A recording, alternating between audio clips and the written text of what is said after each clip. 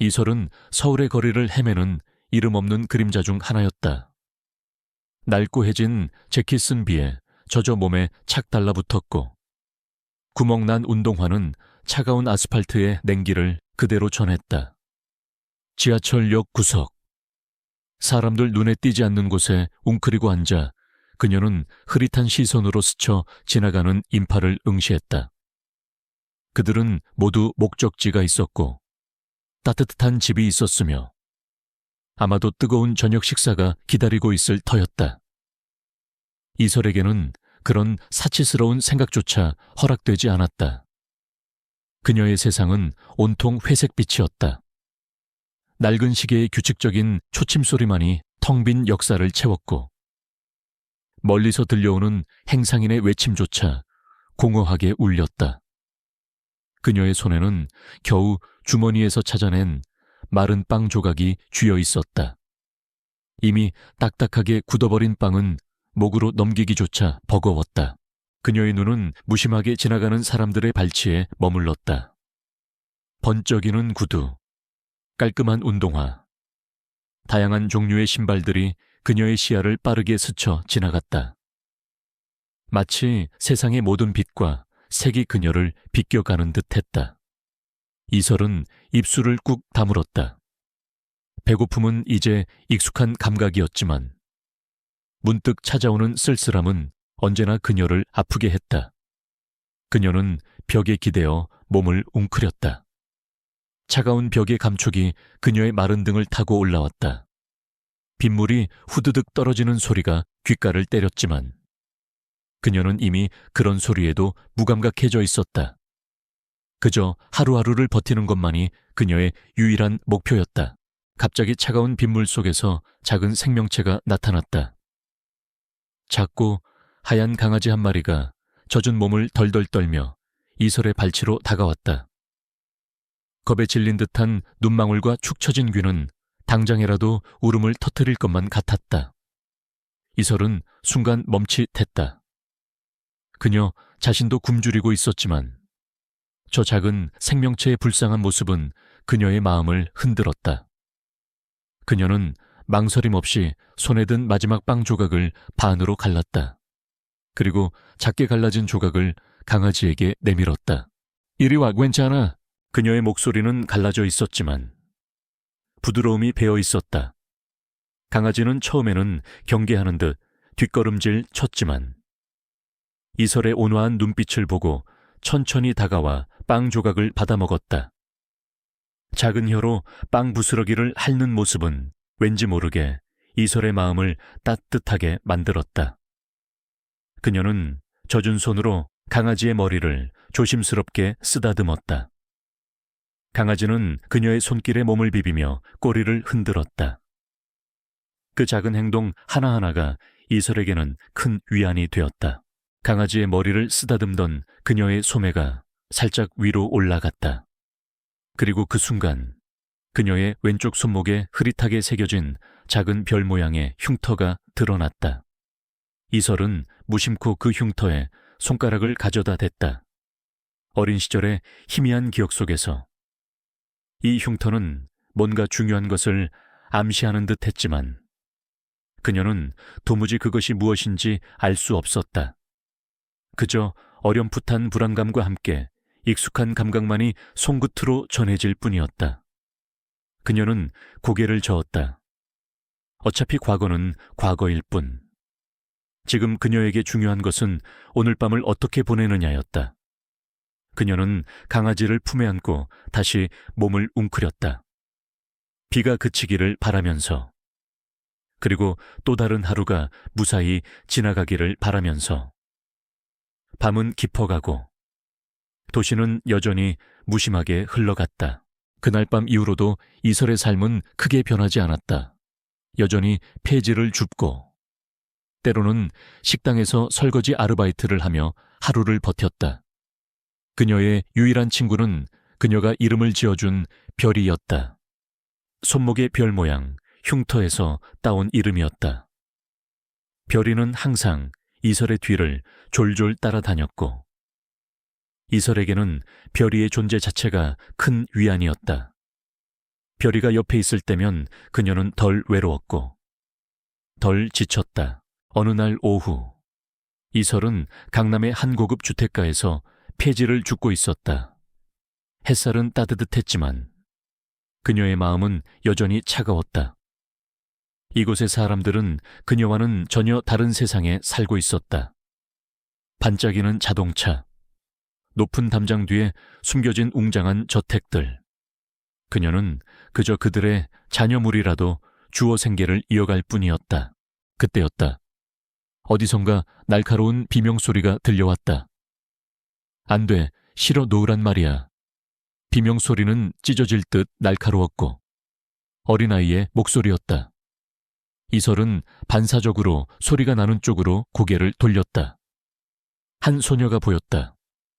순백색의 드레스를 입은 채 마치 동화 속 공주님처럼 예쁜 소녀였다. 하지만 그 소녀는 지금 한 남자에게 강제로 끌려가고 있었다. 남자는 검은색 고급 슈트를 빼입고 있었고 얼굴은 냉정하고 차가워 보였다. 그는 소녀의 팔을 거칠게 잡고 검은색 세단으로 억지로 밀어 넣으려 하고 있었다. 소녀는 필사적으로 저항했지만 남자의 힘을 이길 수는 없었다. 소녀의 눈에서는 이미 눈물이 그렁그렁 맺혀 있었다. 이설의 심장이 쿵 내려앉았다. 그녀의 머릿속에는 섬광처럼 어린 시절의 희미한 기억이 스쳐 지나갔다. 어둡고 차가운 공간, 그리고 누군가에게 강제로 끌려가던 자신. 그 기억은 너무나 모호했지만 지금 눈앞의 광경과 겹쳐지면서 그녀의 내면에 잠들어 있던 무언가를 강하게 일깨웠다. 분명 납치일 거야. 저렇게 예쁜 아이를. 저렇게 무서운 남자가. 이설은 순간 망설였다. 그녀는 겨우 먹고 사는 노숙자였다. 저 남자는 분명히 권력 있는 사람이거나 최소한 그녀보다 훨씬 강한 사람이리라. 그에게 맞섰다가는 어떤 불이익을 당할지 몰랐다. 어쩌면 폭행으로 신고당할 수도 있고 다시는 이곳에 발도 붙이지 못하게 될 수도 있었다. 하지만 소녀의 비명소리가 그녀의 망설임을 집어삼켰다. 싫어, 아빠 도와줘. 소녀의 절규는 이설의 귓가에 박혔다. 이대로 지나칠 수는 없었다. 그녀의 마음속에서 정의감이 불꽃처럼 타올랐다. 약하고 무고한 아이가 위험에 처해 있는데 어떻게 모른 척할 수 있을까? 거기서요, 당장 그 아이에게서 손 떼어. 이설은 저도 모르게 소리쳤다.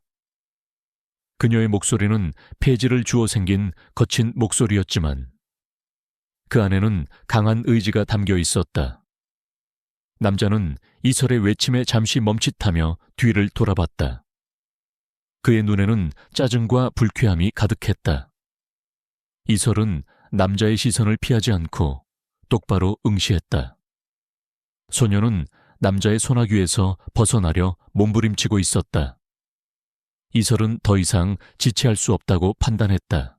그녀는 주저없이 폐지 수레를 내팽개치고 앞으로 달려나갔다. 그녀의 움직임은 거칠고 투박했지만 수년간 거리에서 살아남기 위해 단련된 민첩함과 본능적인 힘이 실려 있었다. 남자가 상황을 파악하기도 전에 이설은 이미 그에게 도달했다. 그녀는 망설임 없이 손에 든 폐지, 수집용 장갑을 벗어 던지고 필사적으로 그리고 정확하게 남자의 턱을 겨냥해 주먹을 날렸다. 너와 이 나쁜 놈아. 퍽 둔탁한 소리가 공기를 갈랐다. 남자는 예상치 못한 공격에 휘청이며 뒤로 나자빠졌다. 안경이 날아가 땅에 떨어지며 산산조각 났다. 그가 들고 있던 서류 가방도 저 멀리 날아가 버렸다. 서류들이 바람에 흩날리며 사방으로 흩어졌다. 남자는 바닥에 쓰러진 채 고통스러운 신음소리를 냈다. 그는 강민준, 국내 굴지의 대기업 강림그룹의 젊은 CEO였다. 그리고 소녀는 그의 고집불통 여동생 강유리였다. 유리는 피아노 학원을 도망쳐 나오다 오빠에게 붙잡힌 참이었다. 순식간에 벌어진 일이었다. 주변을 지나던 몇몇 사람들이 이 광경을 목격하고 놀란 듯 멈춰 섰다. 어떤 사람들은 스마트폰을 꺼내 동영상을 촬영하기 시작했다. 이설은 쓰러진 남자를 보며 숨을 헐떡였다. 그녀의 심장은 여전히 격렬하게 뛰고 있었지만 소녀를 구했다는 안도감에 알 수 없는 희열이 밀려왔다. 그녀는 바닥에 떨어진 유리에게 달려가 보호하듯 품에 안았다.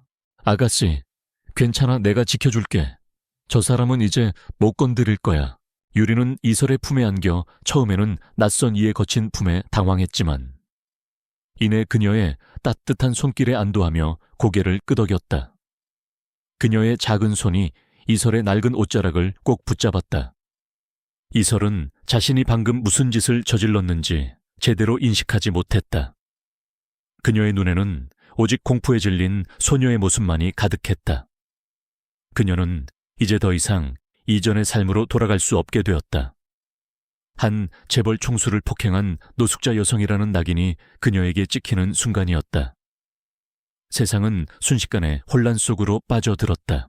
이설의 주먹은 강민준의 얼굴을 강타했고 그 순간부터 그녀의 평범했던 삶은 산산조각났다. 안경이 부서지는 소리와 함께 강민준의 몸이 바닥에 고꾸라졌다. 그는 입술이 터지고 코피가 흐르는 고통 속에서도 믿을 수 없다는 듯 이설을 올려다봤다. 생전 처음 당해보는 굴욕이었다. 이설은 숨을 헐떡이며 유리와 함께 뒷걸음질 쳤다. 주변에 모여든 사람들은 수군거리며 휴대폰 카메라를 이설에게 겨눴다. 플래시가 터지고 셔터 소리가 요란하게 울렸다. 이게 무슨 짓입니까? 당장 경찰에 신고하겠습니다. 강민준의 비서로 보이는 남자가 허둥지둥 달려와 소리쳤다. 그는 강민준의 상태를 살피며 이설을 노려봤다. 하지만 이설의 눈에는 오직 공포에 질린 유리의 모습만이 들어왔다. 그녀는 유리를 더욱 강하게 끌어안았다. 당신이 이 아이를 납치하려 했잖아요. 경찰에 신고할 건 당신이야. 이설은 떨리는 목소리였지만 단호하게 맞섰다. 그녀는 자신이 옳다고 믿었다. 길거리에서 수많은 불의를 목격했지만 직접 나선 것은 이번이 처음이었다. 그만큼 유리의 절규가 그녀의 마음을 강하게 뒤흔들었던 것이다. 강민준은 피 묻은 손으로 입가를 닦으며 겨우 몸을 일으켰다. 그의 눈은 분노로 이글거렸다. 그는 자신의 지위와 명예가 단번에 땅에 떨어지는 것을 느끼는 듯했다. 납치라니, 이 여자가 감히 누굴 납치범으로 모는 거야.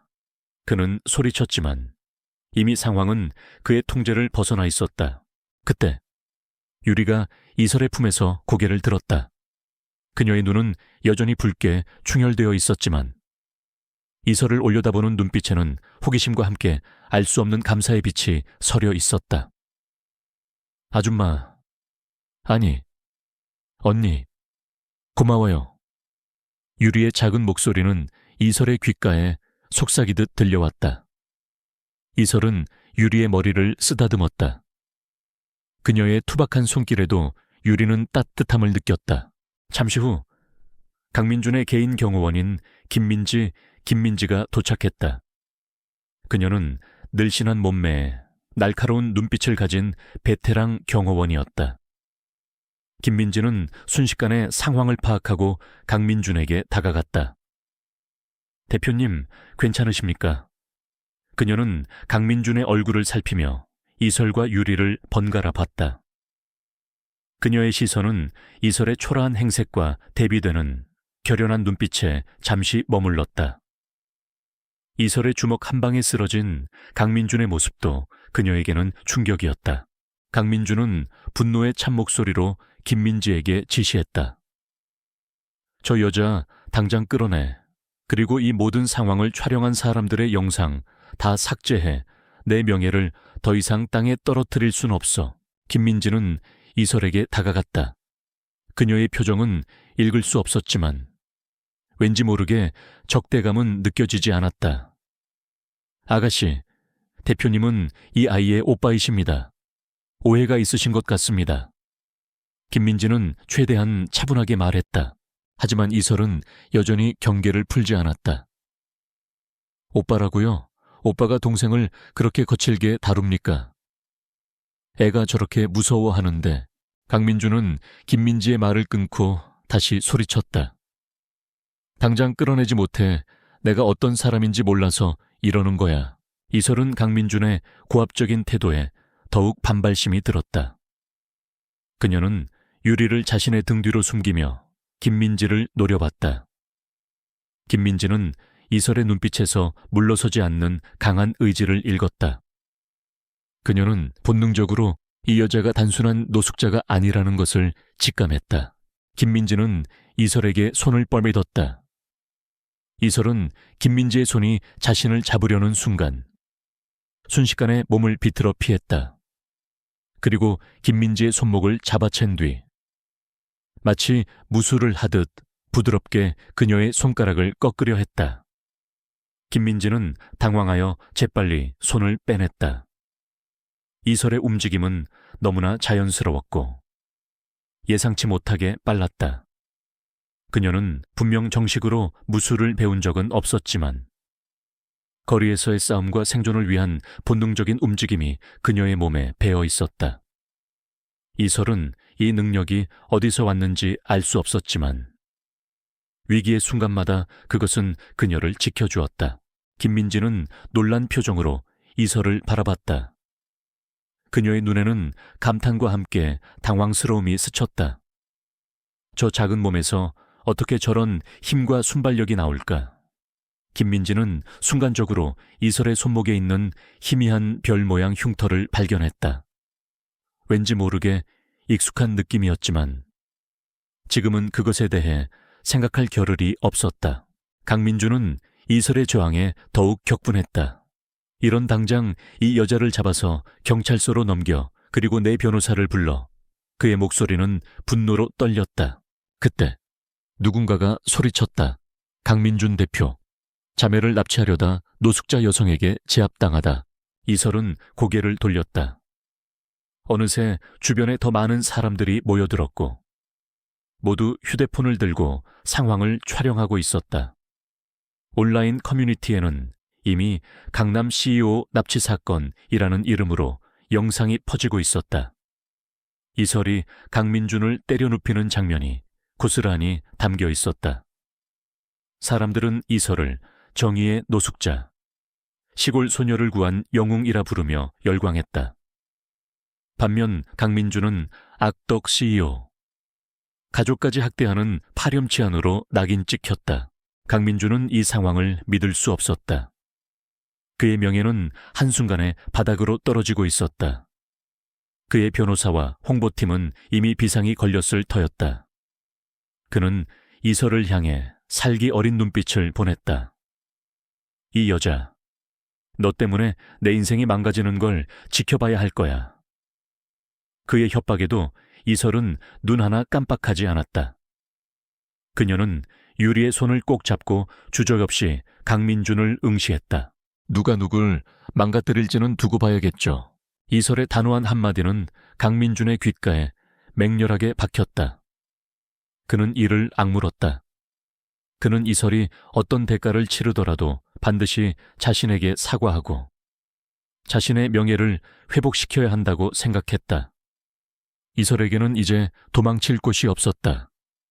그녀는 의도치 않게 거대한 폭풍의 한가운데로 뛰어든 것이었다. 그녀의 세상은 완전히 뒤바뀌어 버렸다.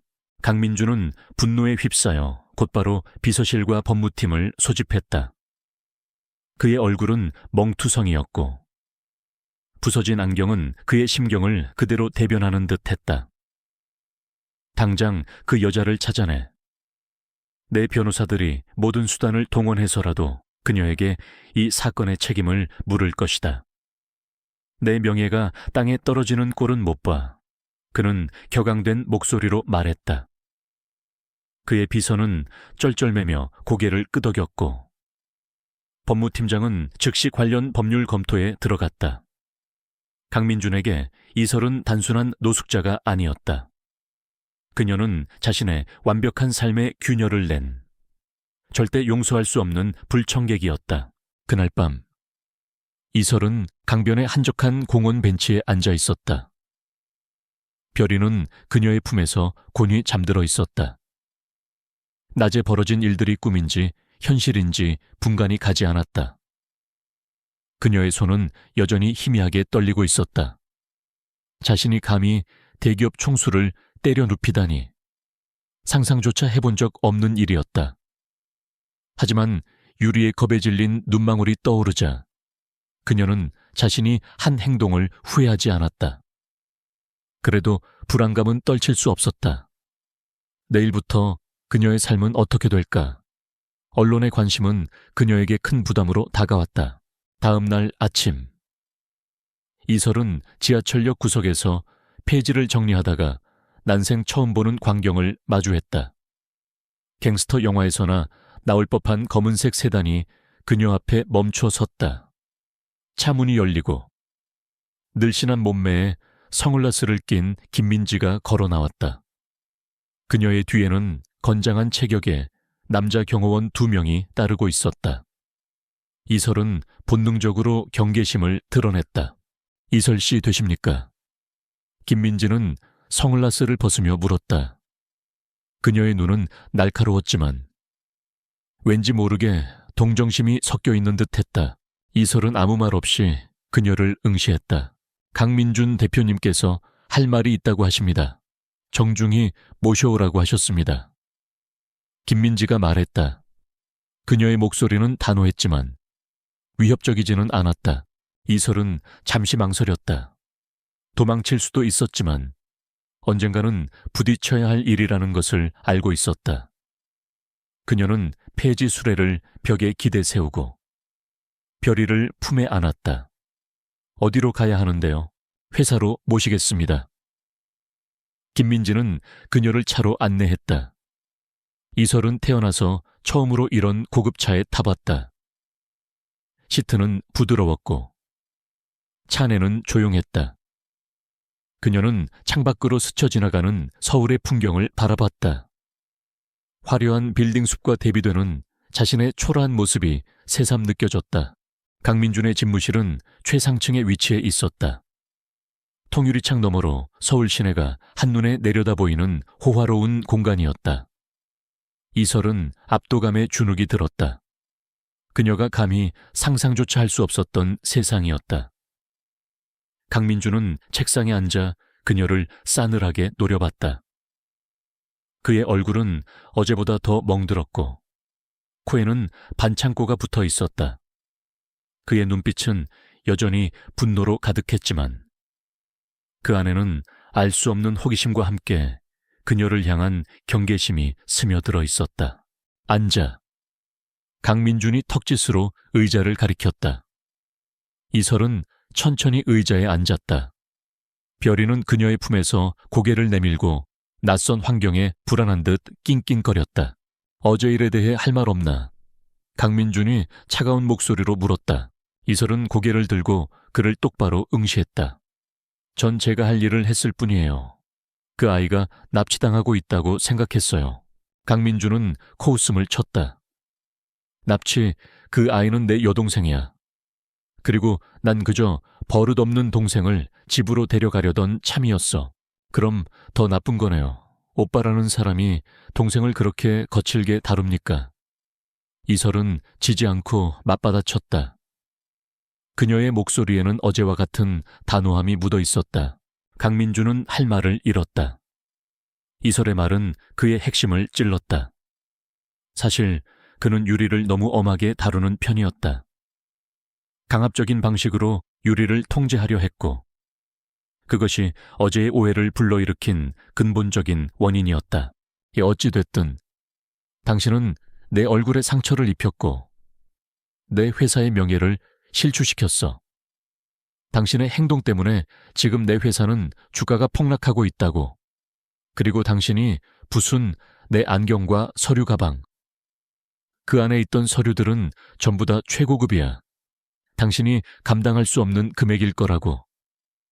강민준이 비열하게 웃으며 말했다.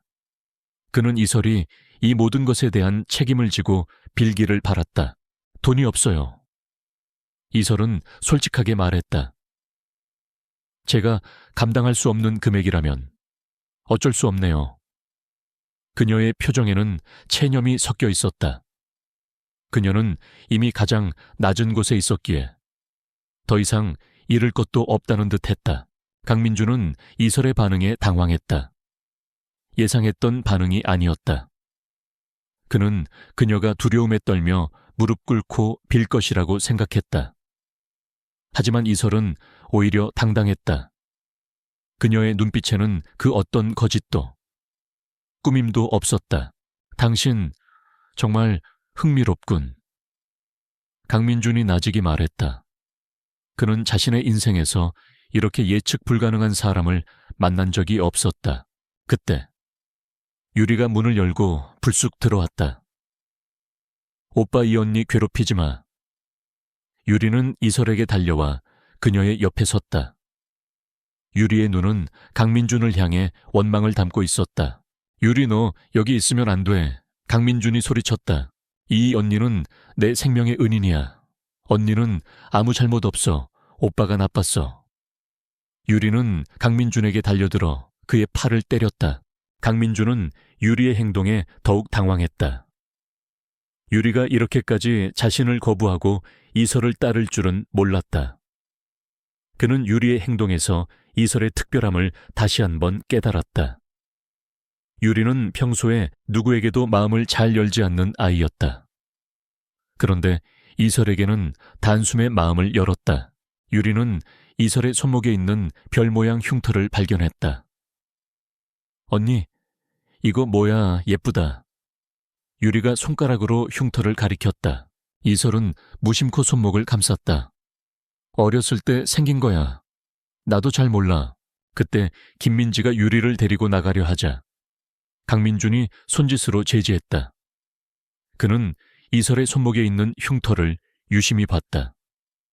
왠지 모르게 익숙한 느낌이 들었다. 그는 어딘가에서 비슷한 흉터를 본 적이 있는 듯 했다. 잠깐, 저 흉터 어딘가에서 본 것 같은데. 강민준이 중얼거렸다. 그의 미간이 찌푸려졌다.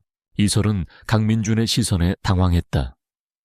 그녀는 서둘러 소매를 내려 흉터를 가렸다. 강민준은 이설의 반응에 더욱 확신을 가졌다. 그는 어딘가에서 이 흉터에 대한 정보를 얻었던 것 같았다. 하지만 정확히 언제, 어디서인지는 기억나지 않았다. 당신, 대체 정체가 뭐야? 강민준의 목소리에는 의심이 가득했다. 그의 눈빛은 이설을 꿰뚫어 보려는 듯했다. 그는 이설에게서 알 수 없는 비밀을 느꼈다. 그때 강민준의 비서가 문을 두드렸다. 대표님, 기자들이 아래층 로비에서 농성하고 있습니다. 이설 씨를 만나게 해달라고 합니다. 강민준은 이설을 향해 싸늘하게 웃었다. 잘 됐군. 당신의 영웅적인 모습이 세상에 낱낱이 공개될 테니 당신은 이제 단순한 노숙자가 아니야. 한순간에 유명인이 된 거지. 그리고 그 유명세의 대가는 내가 치르게 될 거야. 이설은 불안감에 휩싸였다. 그녀는 유명해지고 싶지 않았다. 그저 평범하게 살고 싶었다. 하지만 이미 엎질러진 물이었다. 그녀는 이 모든 상황이 강민준 때문이라고 생각했다. 강민준은 자리에서 일어났다. 난 당신에게 정식으로 소송을 제기할 거야. 명예훼손, 폭행, 그리고 재산 피해. 당신은 이 모든 것에 대한 대가를 치러야 할 거야. 그의 목소리에는 냉기가 흘렀다. 그는 이설에게 공개적인 사과와 막대한 보상금을 요구할 것이라고 덧붙였다. 이설은 그의 말을 듣고 고개를 저었다. 전 후회하지 않아요. 다시 그 상황이 온다고 해도 똑같이 함했을 거예요. 그녀의 눈빛은 흔들림 없었다. 강민준은 이설의 완고함에 더욱 분노했다. 그는 이설에게서 자신의 권위에 도전하는 듯한 느낌을 받았다. 그는 이설을 단순한 노숙자로 치부할 수 없다는 것을 깨달았다. 그녀는 알 수 없는 힘과 강한 신념을 가진 사람이었다. 김민지는 강민준의 뒤에 서서 이설을 바라봤다. 그녀의 눈빛에는 복잡한 감정이 스쳐 지나갔다. 존경심과 함께 알 수 없는 불안감. 그녀는 이설의 손목 흉터에 대한 기억을 더듬기 시작했다. 분명 어디선가 봤던 흉터였다. 그리고 그 흉터는 어딘가 위험하고 중요한 것과 관련이 있었다. 이설은 강민준의 집무실을 나서면서 깊은 한숨을 내쉬었다. 그녀는 이제 세상의 주목을 받게 될 것이다. 원하지 않았던 관심과 함께 강민준이라는 거대한 상대와 싸워야 했다. 그녀의 세상은 더욱 혼란스러워졌다. 하지만 그녀는 유리를 구했다는 사실에 한 조각 위안을 얻었다. 그녀는 자신이 옳다고 믿었다. 그리고 그 믿음이 그녀를 버티게 할 유일한 힘이었다. 강민준은 이설에게 공식적인 사과와 막대한 손해배상금을 요구하는 소장을 접수했다. 이 소식은 언론을 타고 빠르게 퍼져나갔고 이설은 순식간에 대중의 이목을 집중시키는 인물이 되었다. 시골 소녀를 구한 노숙자 영웅이라는 타이틀과 함께 악덕 CEO에 맞서는 용감한 시민이라는 이미지가 그녀에게 덧씌워졌다. 하지만 동시에 무모하고 폭력적인 노숙자라는 비난의 목소리도 들려왔다. 특히 강민준의 막강한 홍보팀은 이설을 정신적으로 불안정한 사람으로 몰아가기 위해 온갖 루머를 퍼뜨렸다. 이설은 강민준의 거대한 권력 앞에 홀로 서 있는 듯한 기분이었다. 며칠 후 강민준은 자신의 회사 이미지 실추를 만회하기 위해 대대적인 기자회견을 열었다. 그는 이설에게도 참석할 것을 요구했다. 사실상 공개적인 망신을 주기 위한 자리였다. 기자회견장은 강림그룹 본사 1층 로비에 마련되었다. 강민준의 높은 지위와 권력을 상징하는 화려하고 웅장한 공간이었다. 이설에게는 평생 발도 들여놓을 수 없을 것 같았던 곳이었다. 그녀는 이곳에서 자신의 가장 큰 시험에 직면해야 했다. 이설은 김민지의 차를 타고 기자회견장에 도착했다. 차에서 내리자마자 수많은 카메라 플래시와 기자들의 질문 세례가 쏟아졌다. 이설 씨, 정말 강민준 대표를 폭행한 것이 맞습니까? 현재 심경이 어떠신가요?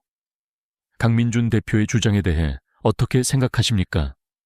질문들은 본물처럼 터져 나왔고 이설은 그들의 시선과 질문에 압도당하는 기분이었다. 그녀는 아무 말도 할 수 없었다. 그저 고개를 숙이고 김민지의 보호를 받으며 기자회견장 안으로 들어갈 뿐이었다. 기자회견장 안은 이미 수많은 기자들로 발 디딜 틈이 없었다. 정장 차림의 기자들과 언론 관계자들이 빼곡히 들어차 있었고 대형 스크린에는 강림그룹 CEO 폭행 사건에 대한 공식 입장 발표라는 문구가 선명하게 떠 있었다. 강민준은 단상 위에 서서 굳은 표정으로 기자들을 응시했다. 그의 옆에는 변호인단이 자리하고 있었다. 이설은 그를 보며 가슴이 먹먹해졌다. 그녀는 강민준의 거대한 그림자 아래에서 한없이 작아지는 듯 했다. 이설은 기자회견장 한쪽에 마련된 피고인석에 앉았다. 그녀의 낡고해진 옷차림은 주변의 화려한 분위기와 극명한 대비를 이루었다. 그녀는 마치 세상의 모든 비난을 홀로 짊어진 듯 보였다. 강민준의 변호사가 먼저 발언을 시작했다. 그는 준비된 자료를 통해 이설이 강민준에게 신체적, 정신적 피해를 입혔으며 이로 인해 강림그룹의 이미지와 주계 막대한 손실이 발생했음을 강조했다. 그는 이설의 행동을 무분별한 폭력으로 규정하며 사회 질서를 해치는 행위라고 비난했다. 변호사의 날카로운 말들은 이설의 가슴을 찔렀다. 그녀는 고개를 숙였다. 자신의 행동이 정말 그렇게 잘못된 것이었을까? 자신은 그저 어린아이를 보호하려 했을 뿐인데 그녀의 눈에는 서서히 눈물이 고였다. 그녀의 불안하고 초조한 모습은 기자들의 카메라에 고스란히 담겼다. 강민준이 마이크를 잡았다. 그의 목소리는 차분했지만 그 안에는 분노와 억울함이 서려 있었다. 저는 어제 제 여동생을 집으로 데려가려던 평범한 오빠였습니다.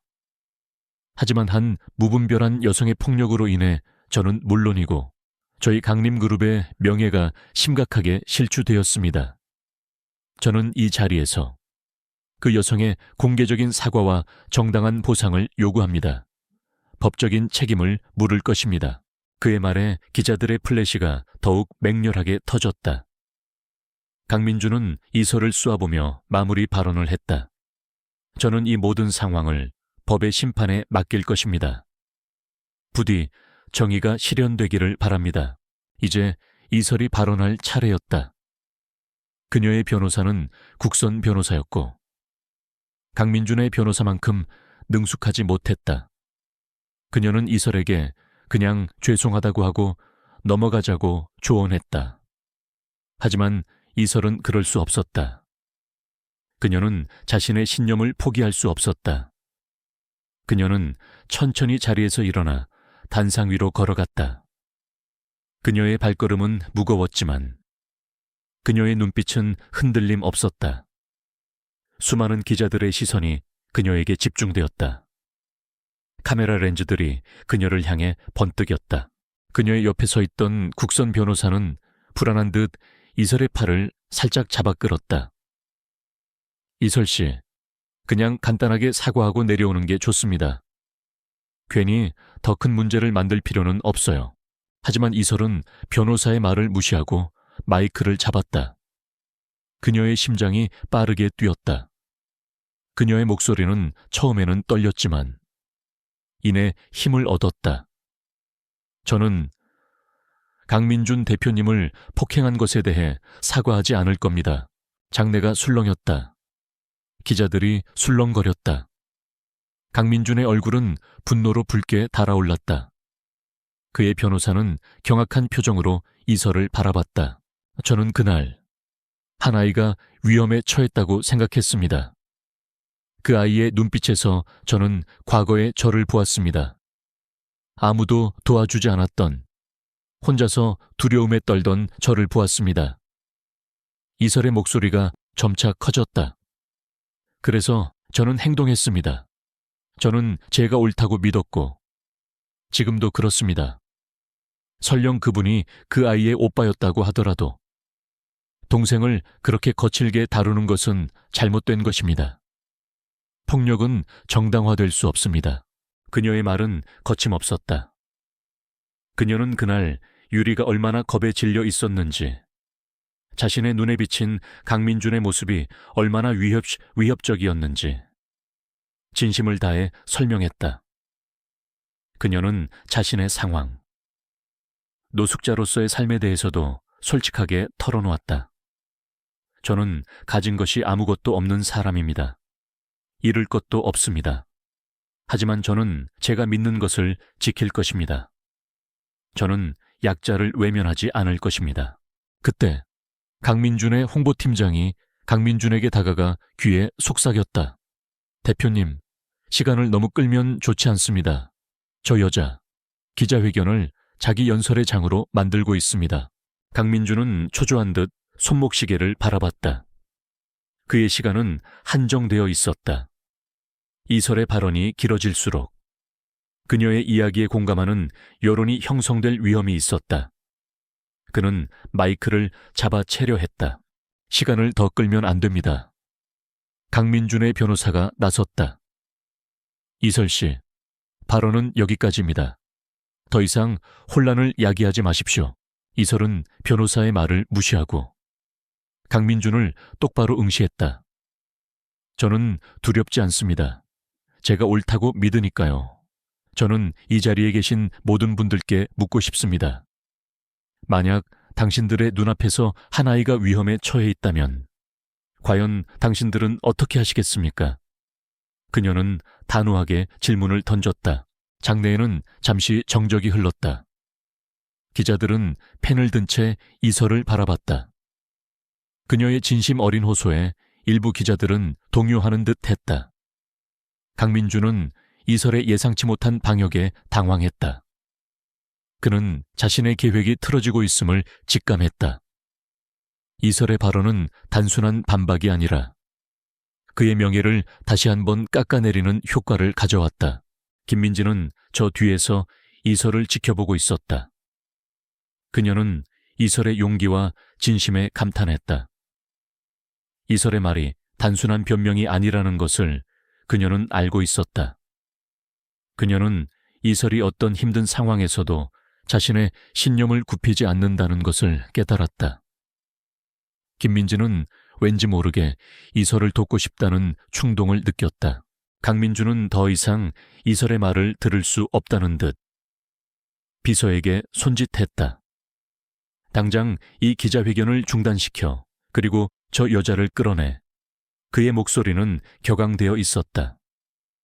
그는 자신이 수세에 몰리고 있음을 인정해야 했다.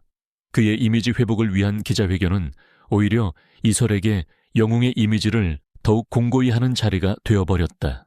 이설은 끌려나가면서도 고개를 꼿꼿이 들었다. 그녀는 강민준을 다시 한번 쏘아봤다. 그녀의 눈빛은 당신은 날 이길 수 없어 라고 말하는 듯 했다. 기자들의 카메라 플래시가 마지막으로 그녀를 향해 터졌다.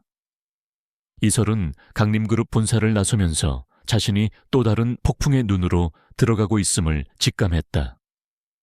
그녀의 결백을 증명하고 자신의 행동이 정당했음을 세상에 알리는 것은 이제 그녀의 가장 중요한 과제가 되었다.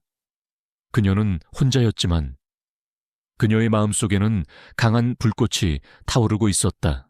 기자회견은 강민준에게 예상치 못한 치명타를 안겼다. 이설의 진심 어린 호소와 단호한 태도는 대중의 마음을 움직였다. 여론은 급격히 이설 쪽으로 기울기 시작했다. 강림그룹의 주가는 계속 하락했고 강민준은 악덕 오빠라는 오명과 함께 대중의 비난을 한몸에 받았다. 그는 자신의 변호사들과 홍보팀을 닥달했지만 이미 엎질러진 물이었다. 이설은 비록 여전히 불안정하고 불확실한 미래 속에 있었지만 그녀의 진실된 외침은 대중에게 깊은 울림을 주었다. 강민주는 이 상황을 뒤집기 위해 모든 수단을 동원하기로 결정했다. 그는 이설을 향한 소송을 더욱 강화하고 그녀의 과거를 철저히 파헤치기로 했다. 그는 김민지에게 이설의 뒷조사를 지시했다.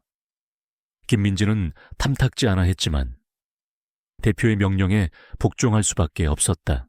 며칠 후 법원으로부터 이설에게 최종 변론기일 통지가 날아왔다. 이설의 국선 변호사는 그녀에게 패소 가능성이 높다고 경고했다. 강민준 대표 측은 워낙 증거 자료가 탄탄하고 대형 로펌을 쓰고 있습니다. 이설 씨는 물리적인 폭행을 저지른 사실이 명백하고 현재 경제적으로도 매우 취약합니다. 합의를 통해 선처를 구하는 것이 최선입니다. 하지만 이설은 고개를 저었다. 합의하지 않을 거예요. 저는 제가 옳다고 믿어요. 저는 도망치지 않을 거예요. 그녀의 눈에는 비장함이 서려 있었다. 그녀는 자신이 옳다는 것을 세상에 증명하고 싶었다. 재판 당일 법정은 발 디딜 틈 없이 수많은 취재진으로 가득 찼다. 이 사건은 이미 전국적인 관심사가 되어 있었다. 강민주는 말끔한 정장 차림으로 법정에 들어섰고 그의 옆에는 그의 변호사들이 굳은 표정으로 서 있었다.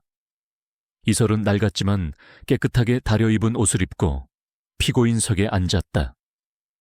그녀의 얼굴에는 피로감이 역력했지만 그녀의 눈빛은 여전히 흔들림 없었다. 별이는 법정 밖에 있는 김민지에게 맡겨졌다. 김민지는 이설의 마지막 뒷모습을 보며 초조하게 손톱을 물어뜯었다. 재판이 시작되고 강민준 측 변호사는 이설의 폭행 사실과 강림그룹에 대한 피해를 강조하며 이설에게 무거운 처벌을 요구했다. 그는 이설의 과거 행적과 노숙자 신분을 언급하며 그녀를 사회 부적응자로 몰아갔다. 이설은 그들의 말에 아무런 반박도 하지 않았다. 그저 묵묵히 그들의 비난을 감내할 뿐이었다. 이설의 국선 변호사가 마지막 변론에 나섰다. 그는 이설이 유리를 보호하려던 선의의 행동이었다고 주장했지만 강민준 측에 맹공에 힘없이 밀리는 듯했다. 판사의 표정은 냉정했고 배심원들의 얼굴에는 의심의 그림자가 드리워져 있었다. 모든 것이 이설에게 불리하게 돌아가는 듯했다. 그때 이설은 자리에서 천천히 일어났다. 그녀의 국선 변호사가 말리려 했지만 그녀는 그의 손을 뿌리치고 증언대로 걸어갔다. 그녀의 목소리는 법정 안에 울려 퍼졌다. 저는 폭행을 인정합니다. 법정 안이 술렁거렸다. 강민주는 비열하게 웃었다. 승리를 확신하는 듯한 미소였다. 기자들의 펜이 바쁘게 움직였다. 하지만 저는 제가 옳았다고 생각합니다. 이설은 말을 이어갔다. 그녀의 눈빛은 흔들림 없었다. 저는 그날 강민준 대표가 제 동생을 납치하고 있다고 오해했습니다. 제가 보고 들은 모든 것이 그렇게 말했습니다. 그 아이의 비명소리, 겁에 질린 눈빛, 그리고 강민준 대표의 거친 행동. 저에게는 그 아이가 위험에 처해 있다는 것 외에 다른 어떤 것도 보이지 않았습니다. 저는 그저 그 아이를 구하고 싶었습니다. 이설은 잠시 숨을 고르고 그녀의 목소리가 더욱 힘을 얻었다. 저는 가진 것이 아무것도 없는 사람입니다. 지킬 것도 없습니다. 하지만 저는 제가 믿는 것을 지킬 것입니다. 저는 약자를 외면하지 않을 것입니다. 만약 그때 제가 행동하지 않았다면 저는 평생 후회했을 것입니다. 저는 제가 옳다고 믿었고 그 믿음 때문에 이 자리에 섰습니다. 비록 제 행동이 오해를 불러일으켰을지라도 제 마음속에는 변함없는 정의가 있었습니다. 그녀는 진심을 다해 이야기했다. 그녀의 눈빛은 마치 촛불처럼 흔들림 없었고 그녀의 말은 법정 안의 모든 이들의 마음을 파고들었다. 그녀는 자신이 노숙자로서 겪었던 서름과 약자의 비애를 털어놓았다. 아무도 자신을 도와주지 않았던 어린 시절의 어렴풋한 기억까지. 그녀의 이야기는 강민준 측 변호사의 주장과는 달리 순수한 의도에서 비롯된 것임을 보여주었다. 강민준은 처음에는 비웃었지만 이설의 진솔한 이야기에 점차 표정이 굳어졌다. 그의 기억 속에도 어딘가 이설의 이야기와 닮은 부분이 떠오르는 듯했다. 그의 여동생 유리 또한 과거에 그에게 강압적인 방식으로 다루어져 상처를 받은 적이 있었다. 그때 법정 문이 갑자기 열리며 유리가 뛰어들어왔다. 언니는 잘못 없어. 유리는 숨을 헐떡이며 이설에게 달려왔다. 그녀의 뒤에는 김민지가 당황한 표정으로 서 있었다. 유리는 김민지의 만류에도 불구하고 이설을 돕기 위해 법정으로 뛰어들어 온 것이었다. 유리야, 강민준은 놀라서 소리쳤다. 유리는 이설의 손을 잡고 강민준을 노려봤다. 오빠가 나빴어. 언니는 나를 구해주려 한 거야. 난 언니가 좋아. 언니는 영웅이야. 유리의 외침은 법정 안을 뒤흔들었다. 기자들은 플래시를 터뜨리며 유리의 모습을 담았다. 강민준의 얼굴은 붉게 달아올랐다. 그의 완벽한 계획은 유리의 예상치 못한 등장으로 산산조각 났다. 유리의 순수한 고백은 이설의 진실된 마음을 증명하는 가장 강력한 증거였다. 그 순간 김민지의 눈에 이설의 손목에 있는 별 모양 흉터가 다시 한번 들어왔다.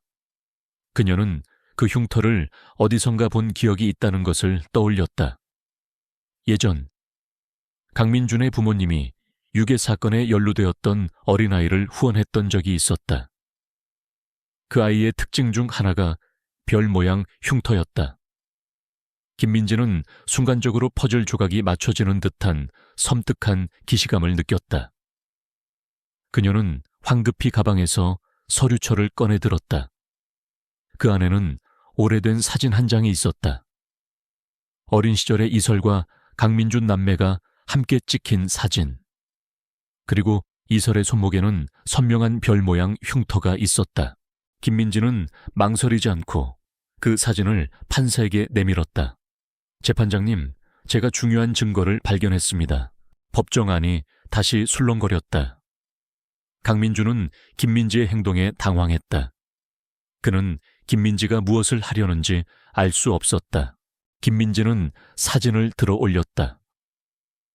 이설 씨는 강민준 대표님의 오래전 잃어버린 친누나일지도 모릅니다. 그녀의 손목에 있는 별 모양 흉터는 강림그룹 설립자의 후원 아동의 특징입니다. 오래전 유괴 사건으로 잃어버린 아이, 모든 이들이 숨을 죽였다. 강민주는 경악한 표정으로 이설을 바라봤다. 이설 또한 충격에 휩싸였다. 그녀의 머릿속에는 희미한 어린 시절의 기억들이 빠르게 스쳐 지나갔다. 따뜻한 품, 그리고 자신을 누나라고 불렀던 작은 아이의 목소리. 판사는 사진을 자세히 살폈다. 유리의 눈빛은 희망으로 빛났다. 그녀는 이설의 손목을 잡고 언니라고 외쳤다. 강민주는 충격에 휩싸였다. 그의 머릿속이 하얘졌다. 자신이 폭행죄로 고소하고 명예를 훼손했다고 비난했던 노숙자 여성이 사실은 자신의 잃어버린 친누나였다니. 그는 이설에게 다가가 그녀의 손목을 잡았다. 그의 손이 떨렸다.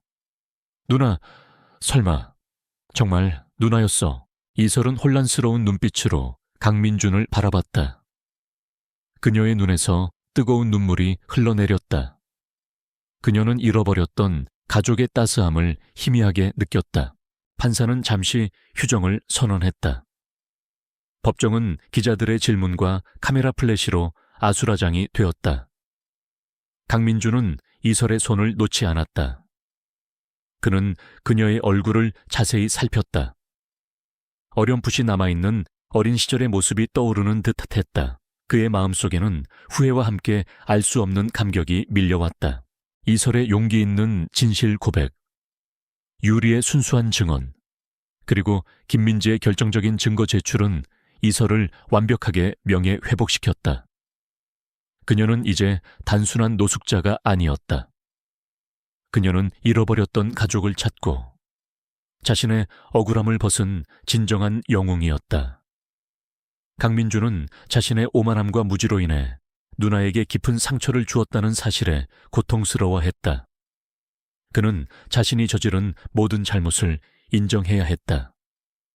법정은 이제 이설의 승리와 강민준의 패배를 선언하는 장소가 되었다. 법정은 충격과 감격의 도가니였다. 강민준은 자신이 폭행죄로 고소했던 노숙자 여성이 친누나 이설이라는 사실에 망연자실했다. 그의 얼굴에는 자책감과 함께 믿을 수 없다는 듯한 표정이 교차했다. 이설은 강민준의 손에 잡힌 채 희미하게 떠오르는 과거의 조각들과 싸우고 있었다. 잃어버렸던 가족에 대한 그리움과 함께 그동안 홀로 고통받았던 세월의 서러움이 북받쳐 올랐다. 유리는 언니를 찾았다는 기쁨에 이설의 팔을 꼭 붙잡고 놓지 않았다. 재판은 강민준 측의 소송 취하로 급하게 마무리되었다. 모든 언론은 잃어버린 재벌가 딸, 노숙자 신분으로 돌아와 CEO 동생 구하다라는 헤드라인으로 도배했다. 이설은 하루아침에 신데렐라가 된 듯 했지만 그녀의 마음은 여전히 혼란스러웠다. 며칠 후 강민주는 자신의 집무실로 이설을 불렀다. 넓고 화려한 공간은 여전히 이설에게는 낯설었다. 강민주는 고개를 숙인 채 이설 앞에 섰다. 그의 얼굴에는 더 이상 오만함이나 분노는 없었다. 오직 후회와 죄책감만이 가득했다. 누나, 정말 죄송합니다. 강민준의 목소리는 떨렸다. 제가 너무 어리석었습니다. 누나를 알아보지 못하고 오히려 누나에게 상처를 주었습니다. 모든 것이 제 잘못입니다. 그는 이설에게 깊이 고개를 숙였다. 이설은 강민준의 사과에 아무 말도 할 수 없었다. 그녀는 그의 진심을 느꼈지만 동시에 지난 세월의 아픔이 그녀를 짓눌렀다. 그때 김민지가 따뜻한 차를 들고 들어왔다. 그녀는 이설의 어깨를 토닥이며 위로했다. 이설 씨, 괜찮습니다. 이제 다 괜찮아질 거예요. 강민주는 김민지의 도움으로 이설의 과거를 추적했다. 이설은 어릴 적 부모님과 함께 여행을 갔다가 불의의 사고로 가족을 잃고 고아원에 맡겨진 뒤 시설을 나와 거리를 전전하며 살아왔다는 사실이 밝혀졌다. 그녀의 손목에 있는 별 모양 흉터는 어릴 적 사고로 생긴 상처였고 강민준의 부모님이 유괴 사건에 연루된 어린아이들을 후원하는 재단을 설립했을 때 그들 중 한 명이었던 이설을 우연히 후원하게 된 것이었다. 그들은 이설이 살아있는 줄 몰랐고 이설 또한 자신의 가족사를 전혀 기억하지 못했다. 모든 퍼즐 조각이 맞춰지는 순간이었다. 누나, 부모님께서도 누나를 잃고 평생을 고통 속에서 사셨습니다. 유리가 태어난 후에도 누나에 대한 죄책감 때문에 늘 슬퍼하셨습니다. 강민준이 말했다. 이제라도 이렇게 만나게 되어 정말 다행입니다. 누나에게 잃어버린 모든 것을 되찾아 드리고 싶습니다. 강민준은 이설에게 강림그룹 내에서 새로운 직책을 제안했다. 단순한 보상이 아니었다. 그는 이설의 특별한 재능, 즉 약자를 돕고자 하는 순수한 마음과 뛰어난 통찰력을 보았다. 그는 이설에게 자신이 설립할 유리재단가로의 이사직을 제안했다. 유리재단은 유괴로 실종된 아이들을 찾고 보육권 아동들과 소외계층 청소년들을 후원하는 비영리 재단이었다. 이설의 경험과 진심이 가장 필요한 자리였다. 이설은 처음에는 망설였다. 거대한 기업의 이사라니 자신과는 너무나도 동떨어진 세상이었다. 하지만 김민지와 유리가 그녀를 설득했다. 언니의 이야기는 세상의 많은 아이들에게 희망을 줄 거예요. 언니가 직접 그 아이들을 돕는다면 언니가 겪었던 아픔이 의미 있는 일이 될 수 있어요. 유리가 해맑게 말했다. 이설은 유리의 말에 마음이 움직였다. 그녀는 이제 더 이상 혼자가 아니었다. 그녀에게는 가족이 있었고 그녀의 아픔을 이해해주는 사람들이 있었다. 그리고 그녀의 경험을 통해 다른 이들을 도울 수 있는 기회가 찾아왔다. 몇 주 후, 이설은 강민준의 한강변 별장에 초대되었다. 밤하늘에는 별이 총총했고 강물은 고요히 흐르고 있었다. 강민준과 김민지, 그리고 유리가 함께 식사를 했다. 처음에는 어색했지만 유리가 끊임없이 제잘거리면서 분위기는 금세 화기애애해졌다. 이설은 따뜻한 가족의 품이라는 것을 처음으로 느껴봤다. 식사를 마친 후 이설과 김민지는 별장 테라스에 앉아 밤하늘을 올려다봤다. 별이들이 쏟아질 듯 빛나고 있었다. 이설 씨, 이제 괜찮으세요? 김민지가 조심스럽게 물었다. 이설은 고개를 끄덕였다. 네, 아직은 좀 얼떨떨하지만 괜찮아요. 김민지 씨 덕분이에요. 그때 그 사진이 아니었다면 저는 아마 평생 제 가족을 찾지 못했을 거예요. 김민지는 미소 지었다. 별거 아니에요. 저는 그저 제가 할 일을 했을 뿐입니다. 하지만 이설 씨를 처음 만났을 때부터 뭔가 특별한 분이라는 걸 느꼈어요. 대표님은 처음에는 이설 씨를 미워했지만 사실은 이설 씨의 순수한 마음에 반했던 겁니다. 이설은 피식 웃었다. 누가 누굴 때려 눕힌 건데, 하하, 그게 바로 이설 씨의 매력이죠. 김민지가 진심으로 말했다. 이설 씨의 행동은 이기적인 목적이 아니었습니다. 순수한 선의였어요. 대표님은 그 점을 깨달았던 겁니다. 그리고 유리가 이설 씨를 그토록 따르는 이유도 바로 그 때문이고요. 이설은 강물을 바라봤다. 제 삶은 늘 어둠 속이었어요. 가족도 없이 혼자서 싸워야 했죠. 하지만 이제는 빛이 보이는 것 같아요. 김민지가 이설의 손을 잡았다. 이설의 손목에 있는 별 모양 흉터가 달빛 아래 희미하게 빛났다. 이설 씨는 이미 오래전부터 빛을 가지고 있었습니다. 다만 세상이 그걸 보지 못했을 뿐이죠. 이제 이설 씨의 빛을 세상에 보여줄 차례입니다. 그들은 오랫동안 말없이 별을 바라봤다. 이설의 마음속에는 평화로운 고요함이 찾아왔다. 그녀는 더 이상 혼자가 아니었다. 그녀는 가족을 찾았고 그녀의 삶의 목적을 찾았다. 그녀는 이제 새로운 시작을 할 준비가 되어 있었다. 과거의 아픔은 여전히 존재했지만 그것은 더 이상 그녀를 짓누르지 않았다. 오히려 그녀를 더 강하게 만들고 더 많은 사람들을 이해할 수 있게 해주는 힘이 되었다. 강물은 말없이 흐르고 별들은 말없이 빛났다. 모든 것이 제자리를 찾아가는 듯했다. 이설의 삶은 마치 기적처럼 변했다. 거리의 노숙자에서 강림그룹 유리재단의 이사로 그녀의 이야기는 전국을 감동시켰고 그녀는 희망의 상징이 되었다. 강민주는 누나를 찾은 것에 대한 기쁨과 동시에 자신의 오만함으로 누나에게 상처를 주었던 것에 대해 끊임없이 자책했다.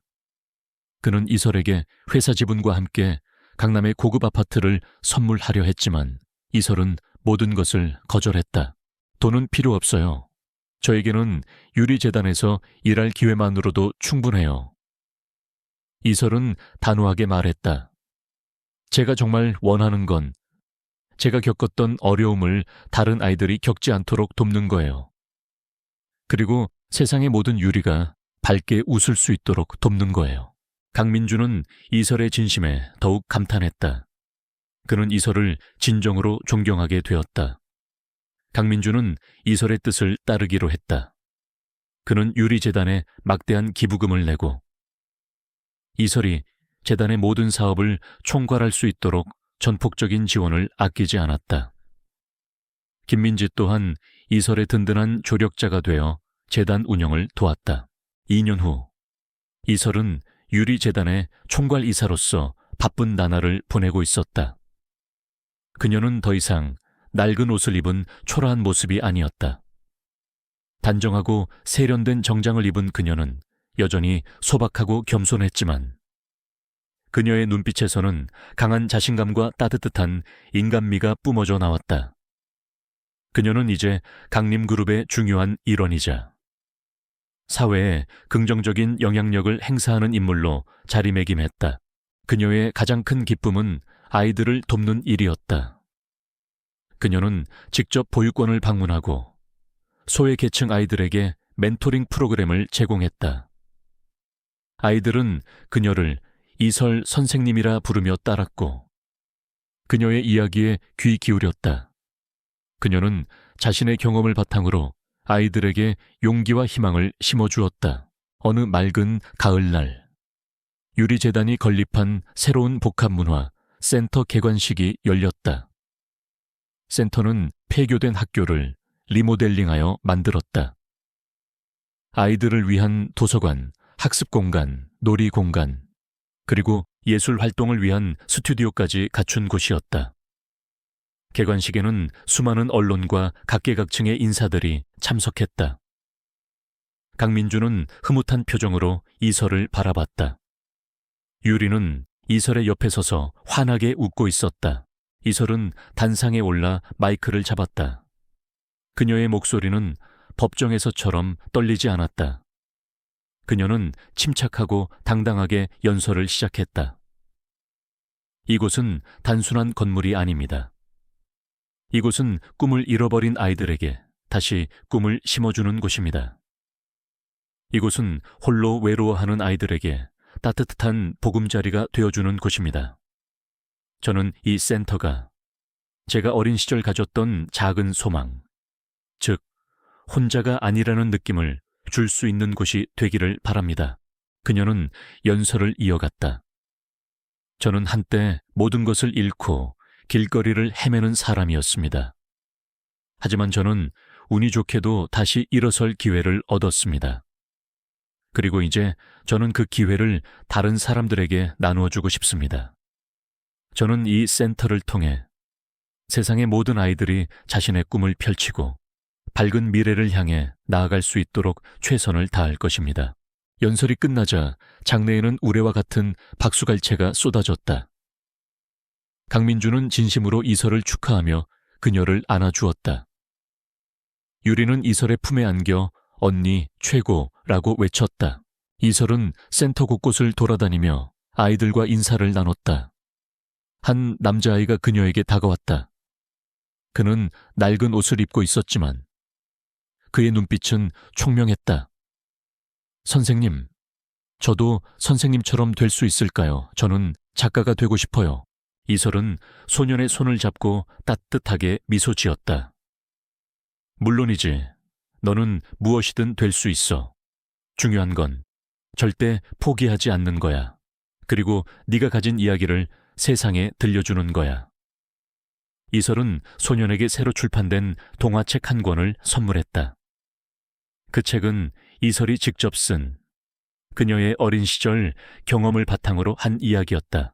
그때 이설의 손목에 있는 별 모양 흉터가 햇빛 아래 반짝였다. 그녀는 더 이상 그 흉터를 숨기지 않았다. 오히려 그것은 그녀의 강인함과 회복력을 상징하는 자랑스러운 표식이 되었다.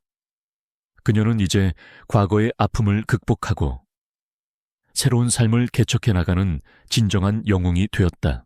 개관식이 끝난 후 이설은 센터의 가장 높은 층에 있는 자신의 집무실로 향했다. 통유리창 너머로 아이들이 뛰어노는 모습이 한눈에 들어왔다. 그녀는 따뜻한 미소를 지었다. 그녀의 책상에는 강민준과 유리, 그리고 그녀가 함께 찍은 사진이 놓여 있었다. 그들은 이제 진정한 가족이었다. 이설은 서랍을 열어 낡은 수첩을 꺼냈다. 그 수첩은 그녀가 길거리에서 폐지를 주울 때부터 그녀와 함께했던 것이었다.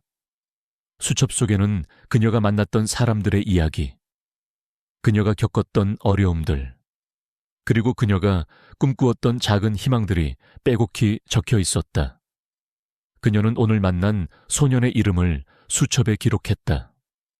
그리고 그의 꿈을 응원하는 짧은 문구를 덧붙였다. 이설은 수첩을 덮고 창밖을 바라봤다. 석양이 붉게 물들고 있었다. 그녀의 눈에는 새로운 시작에 대한 희망이 가득했다. 그녀는 이제 단순히 생존하는 것을 넘어 다른 사람들의 삶에 긍정적인 변화를 가져오는 존재가 되었다. 그녀의 이야기는 끝이 아니었다. 그것은 새로운 시작이었고 앞으로도 계속될 희망의 서사였다. 그녀의 발걸음은 더 이상 불안하지 않았다. 그녀는 이제 더 넓은 세상을 향해, 더 많은 꿈을 향해 나아갈 준비가 되어 있었다. 여러분, 이 이야기는 어떠셨나요? 이설의 여정을 통해 여러분은 어떤 감동을 느끼셨나요? 혹시 여러분의 삶 속에도 이설처럼 용기와 희망이 필요한 순간이 있었나요? 댓글로 여러분의 생각과 경험을 공유해 주세요. 좋아요와 구독은 저희 채널에 큰 힘이 됩니다. 다음 이야기도 기대해 주세요.